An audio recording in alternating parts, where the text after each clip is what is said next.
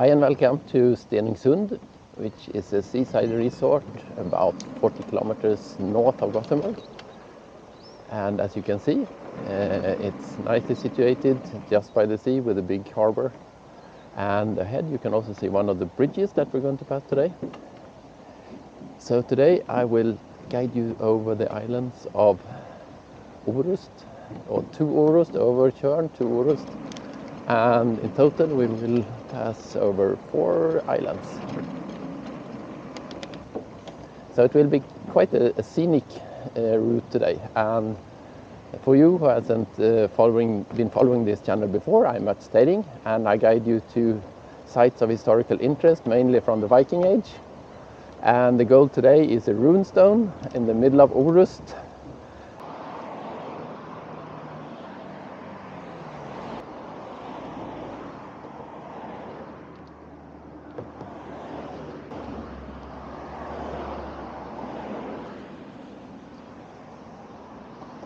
As you can see, the village of Stenungsund is nicely situated at the waterside, but it also has a backdrop of petrochemical industry.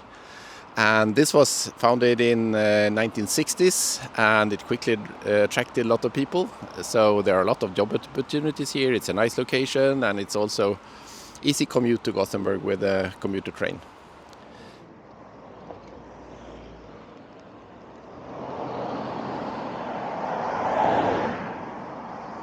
As you can see from all the traffic, this is quite a popular drive. It's a scenic route over all the bridges and a popular destination place for campers, for example.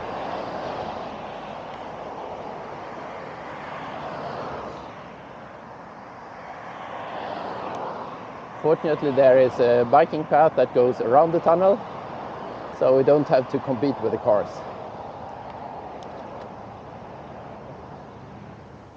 From here you can see the road ahead with the second bridge and the third bridge going between the islands. As I said, we'll be crossing 4 islands, and so it will be a bit island hopping. I guess a bit like the coastal route in the Netherlands, or the famous Shimano-Mikado in the Seto inland sea in Japan. This is a bit shorter though, but nevertheless very scenic. The archipelago here stretches all the way down to Gothenburg and to the north up to the Norwegian border. So it's very popular also with private boats and sailboats, so you can go pretty sheltered inland here, even paddle your kayak. There is lots of traffic, so I think I will tell you more later on when we get separated from the traffic again.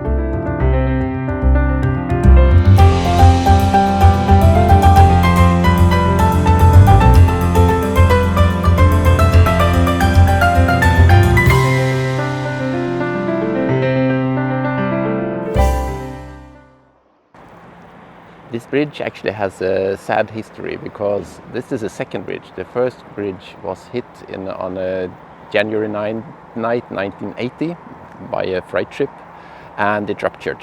And the absolutely most sad thing was that it was a foggy night, and there were no warning signs, so 8 people drove off the broken bridge and died. After that it was rebuilt with the same span as before, and so this is the new bridge you can see now. And in the distance under the bridge you can see the petrochemical industry of Stenungsund, where we started.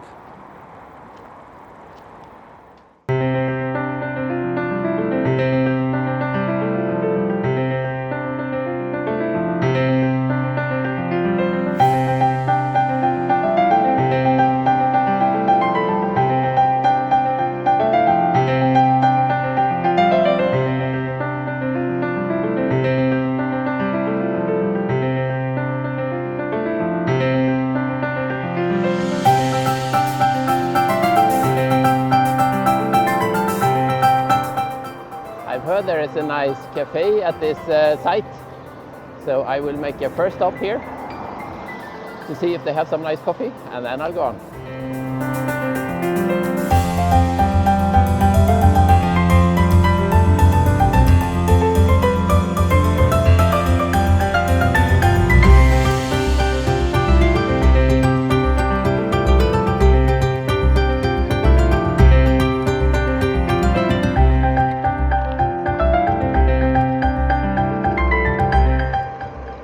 Säteri was a very nice stop and the coffee was good, but now let's go back to the main route.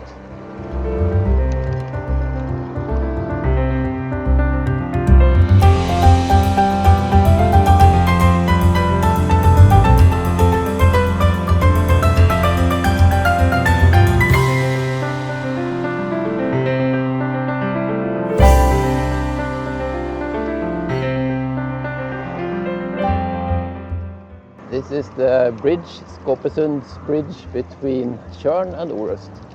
So I'm leaving Tjörn and going over to Orust.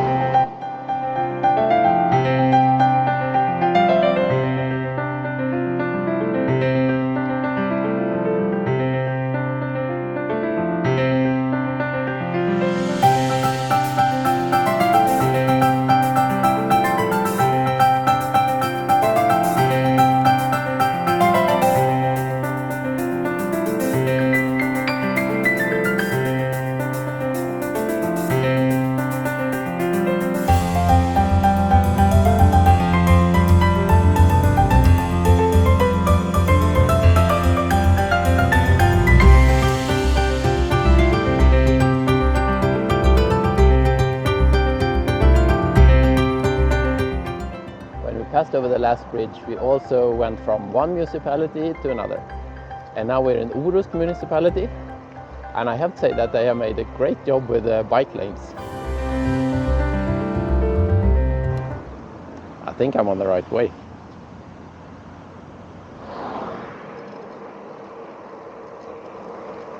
The goal of this bike ride is the runestone in Hoga, in the center of Orust Island. There are not so many runestones on the west coast in Sweden, but it's more if you go inland, and even more if you go up to the territory of the tribe of the Swedes around present Stockholm and Uppsala. In that region there you can find the most.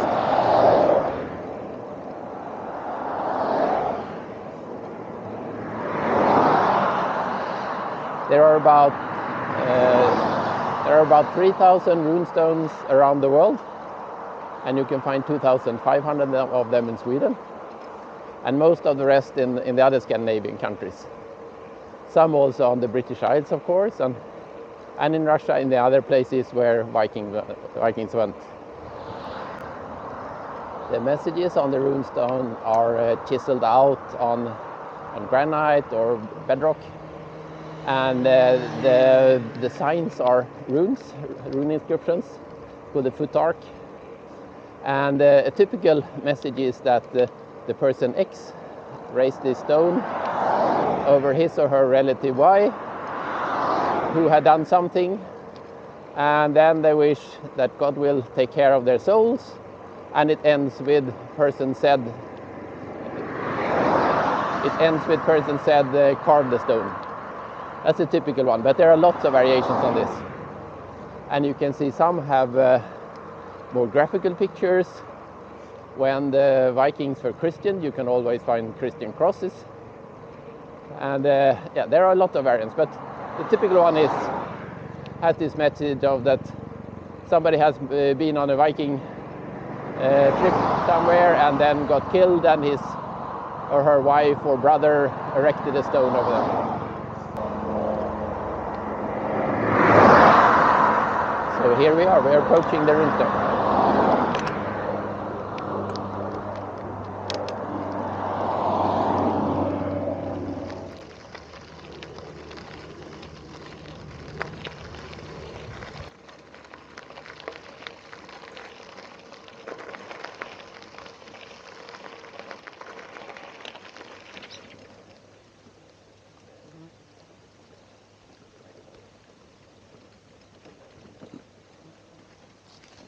And here it is. There are three different theories why runestones were erected at all. And one is that they coincide with the spread of Christianity, and that also coincides with the strengthening of the countries or the kingdoms. And the third theory is that it's about power, because many of the runestones actually come from the later Viking Age, when Christianity was becoming more common, and especially further north from here, many of the runestones had crosses to mark that this farm has been Christian, for example. It was also a bit, could be also about loyalty to the king, and that's more common on the Danish side, the present Denmark, where the kingdom was starting earlier and the country was founded earlier than in Sweden. And of course it was power, that you could show that I have enough money and power to erect the stone, and this is my land. That was another common reason. This stone has a very short inscription, and it basically says that Jur from Orm raised this stone on this hill. And it doesn't say very much more. It has been reinterpreted a couple of times, but it seems like this is the most likely one. This is also an old site where people have been living for a long time. A bit further up there is a stone ring from the earlier Iron Age, where there are also where there is a burial site from that time. And this is, of course, it's an island, so it's strategically located. You have both fishing, you have farming, and it's not as cold as it is in the inland. There are also ideas that Orust, this island, had a marketplace on the south side, which served the international trade. It hasn't been confirmed, but there are some finds that points in that direction, and it would make sense, because if you look in the textbooks of the big sites for trade in that days, it was Kaupang in Norway, it was present Aarhus in Denmark, and Hedeby, which is usually called Haithabu in present North Germany. But there is not very much in between, and there must have been trade also from what today is the Swedish west coast. But it remains to be seen if they can find more archaeological finds to confirm this or not, but for now it's a theory. And with this I will head on in the nice weather and see you at some other site. Thanks for joining me, and see you somewhere else.